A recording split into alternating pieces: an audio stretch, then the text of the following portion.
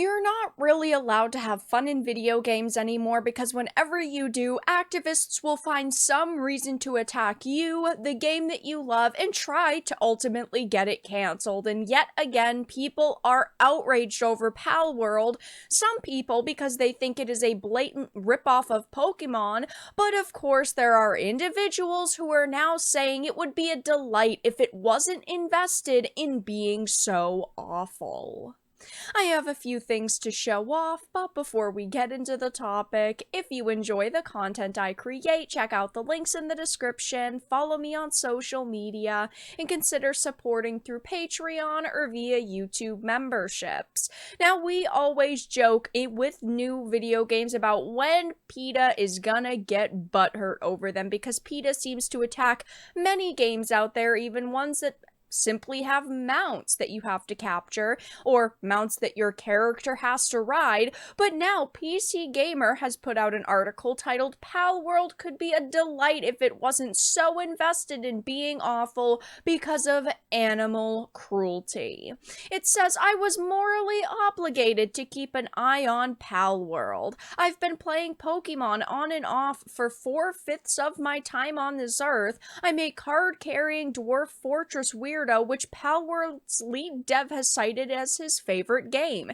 Ignoring it would have been a dereliction of professional duty. Now that I've spent a dozen hours with it, emerging this week into early access, I can comfortably say that duty might have been fine to leave derelict." Now, I have been live streaming PalWorld, giving it a shot, and I think that it is really fun. Yes, it does share some character and creature similarities to Pokemon, but besides that, it is a crafting survival game, the likes of Ark.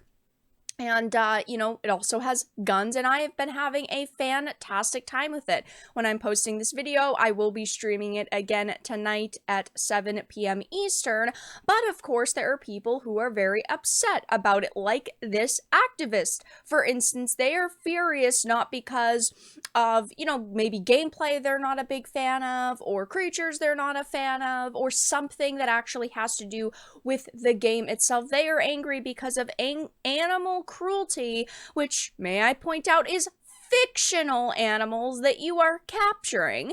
It says PalWorld is lucky to be arriving in a world where the Switch's proper Pokemon games are as rough as they've ever been, with the open world of Scarlet and Violet visibly tearing itself at the seams. But let me put it this way, watching that first PalWorld trailer from 2021 was like seeing a picture of Bugs Bunny smoking weed and half ironically thinking it's sick, but as they say, it's overcommitting to the bit, except a bit in this case, well, abusive labor conditions and animal cruelty. Because yes, you do have a creature capture system in this game where you can capture these pals and you can put them to work at your base. You can have them doing things like, mining for ore, and you can have them chopping trees for lumber. You can do that, but also the animals become unhappy and they don't end up wanting to do it, so you have to actually treat them right in the game, which is something that they do leave out of this article,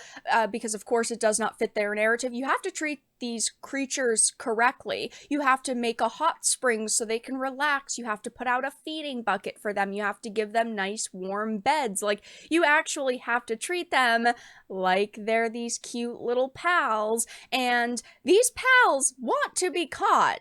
Don't get me wrong, there are pals in the game where they are locked up and you save them and they're so grateful they end up wanting to be your companion.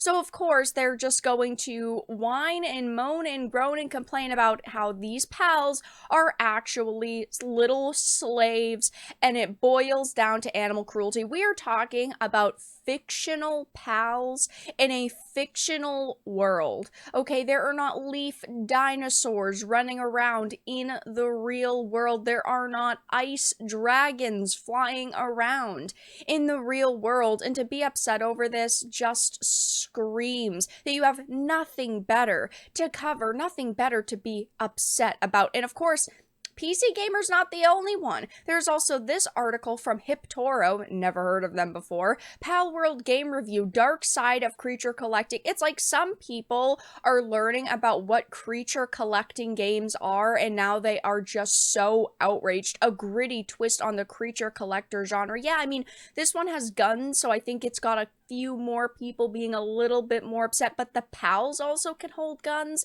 and the pals can also use guns. I personally do not see a problem with it. This game is actually extremely fun so far.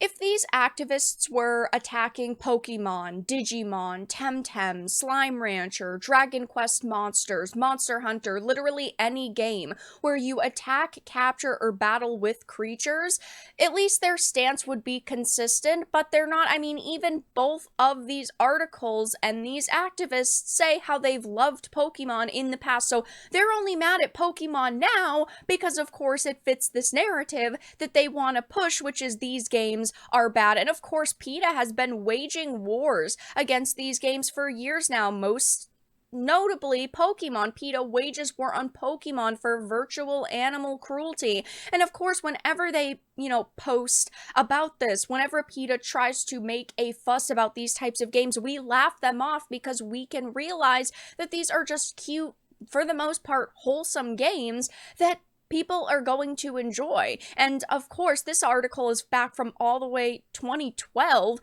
but for years they've been attacking games like this that they claim, the developers are condoning animal abuse. It's just getting lazy. At this point, it is clearly not a fight that they are going to when we are talking about fictional digital animals here, and clearly people do not care when it comes to PalWorld because it is topping the charts. It's already sold over 4 million copies in early access within 2 days of release.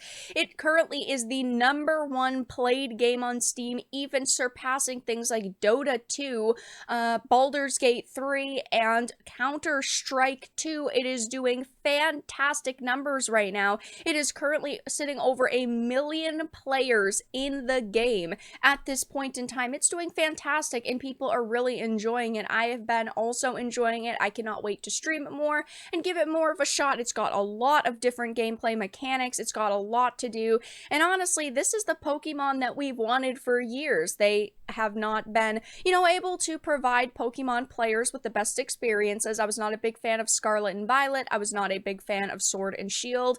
And I mean, we've never had open world mechanics like this, which would be great and just kind of proves that, Game Freak really needs to up the ante and Nintendo really needs to rethink their strategy going forward. But as you can see, PalWorld is absolutely dominating the charts right now. And of course, there are a few sensitive snowflakes out there who are trying their best to attack it, but clearly these attacks are not working.